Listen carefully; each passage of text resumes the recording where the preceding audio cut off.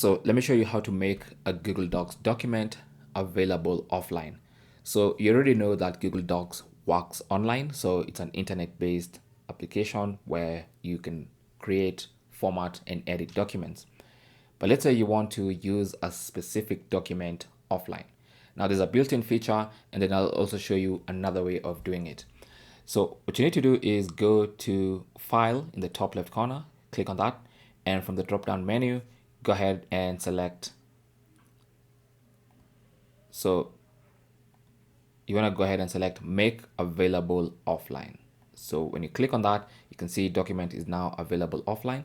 So even if you're offline or the internet is turned off for some reason, if you just go to googledocs.com, so you can just go to docs.google.com anytime, even without internet, and then that document will always be available for you. And you can tell the documents that are available in offline mode because they're going to have this little check mark. All right, so any document with this little check mark will be available to you even if you don't have internet. Thanks for watching. Don't forget to like and subscribe, and if you have any comments or questions, talk to us in the comment section. Good luck.